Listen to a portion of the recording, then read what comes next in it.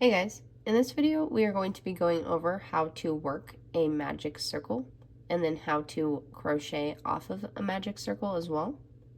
To do this, I am using this beginner's yarn that I found off of Amazon. It is great because it is one ply, so no strings to get hooked on, and it is also good for big stitches, so it's easy to see exactly what you're doing. It does have a recommended hook size of, I think, 3 or 3.5 millimeters, but I did move up to a 6.5 millimeter hook, so it is easier to see. I do suggest you to do the same if you are learning, and I also suggest that you watch this video all the way through without working at the same time to understand exactly how it all works. Then come back and watch it again to work at the same time. If you like this video and channel, please give it a like and subscribe and leave me a comment to tell me what you think.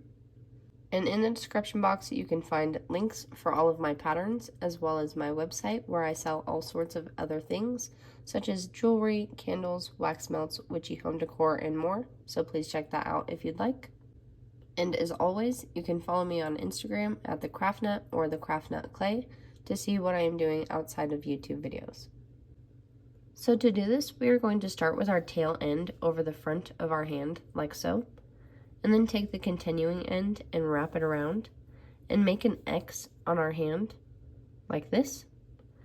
And then I just like to hold that X right there with my thumb and bring the continuing end back around the back of our hand. We're then going to take this off of our hand so that we just have this loop here with this X. So you can just do it like this if you'd like to. I find it easier to do it around my hand. And then from here, we are going to take our hook, put it through the loop, and pull our continuing end through the loop. As you can see, this does look very much like our slip knot, and we could turn it into a slip knot if we would like to. That is not what we are doing here though. So from here, we are going to take our continuing end and bring it over here to where this X is. And I'm just going to pull it as I do that so that this loop is small and it is bringing the hook towards the X, so there's no space there.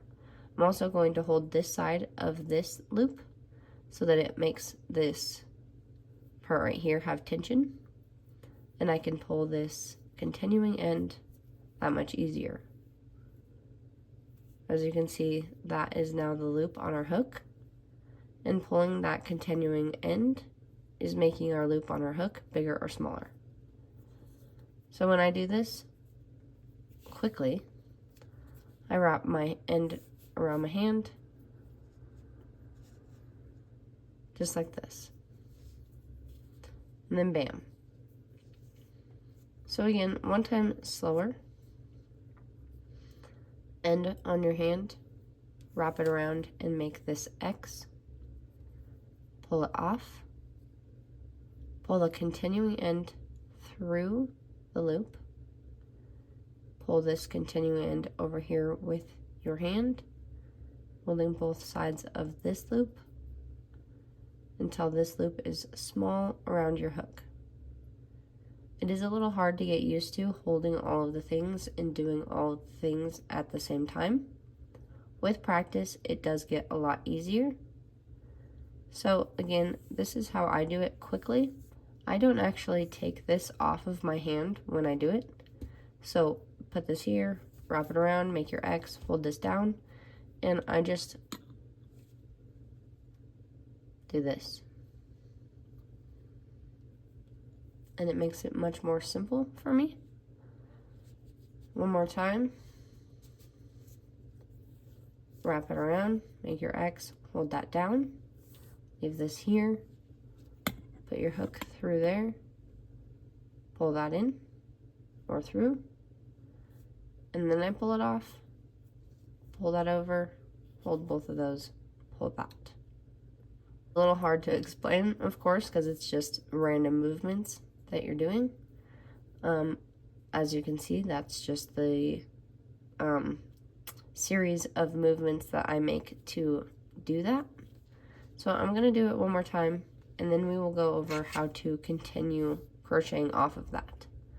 So wrap it around, hold it down, pull it through, pull this over, and there we go. So now, to get started with this and to continue crocheting off of this, you can just chain one, and that kind of keeps this in place now, so you really don't have to worry so much about the magic circle itself. The only thing that you really want to make sure is that this tail end stays through this loop in this way. You don't want it to come through this way, or it will start messing things up, because this way is the way that you have your cross. So you'll want it to be that way so that you can pull this loose or tight, which is how this is somewhat our slip knot now.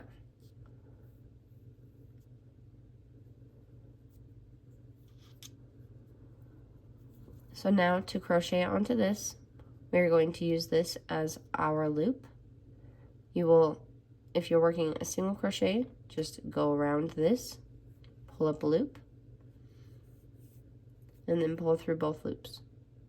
And continue doing that for however many your pattern says that you are supposed to single crochet. In this instance, let's do 6.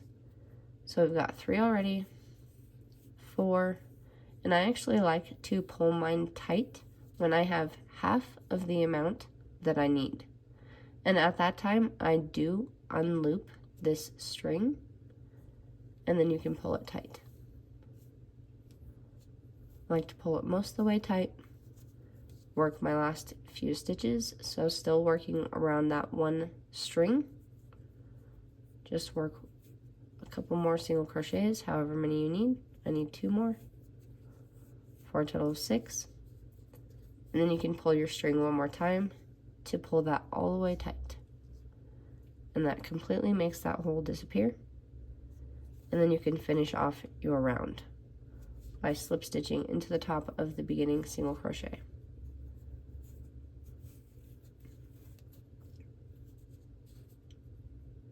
And how to work off of that one more time, we're going to wrap this around our hand, make our X, pull through our continuing yarn, and leave our continuing yarn right there by the X to make our loop on our hook.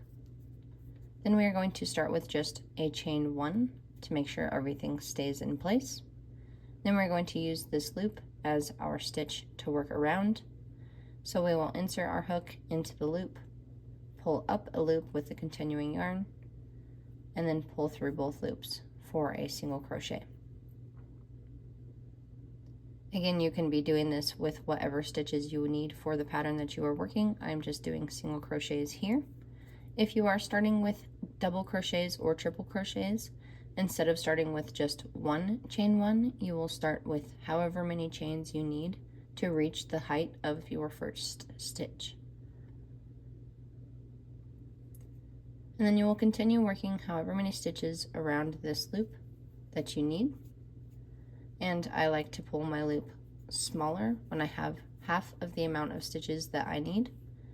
And sometimes before I do that, this loop is kind of large, of course, and hard to work with and hold for leverage. So you can always pull that smaller before you have half, just because you need it to be smaller to hold on to. And then when you have half, you can make it really small and work the other half of the amount of stitches that you need. And of course, when you have the amount of stitches that you need around the magic circle, you can completely close this hole by pulling the tail all the way. And that's all there is to it. So I hope that that was helpful and enjoyable for you. If it was, please hit that sub, like, and bell button and leave me a comment to tell me what you think. I hope that you guys go on to create many more amazing things. And until next time, guys, I'll see ya.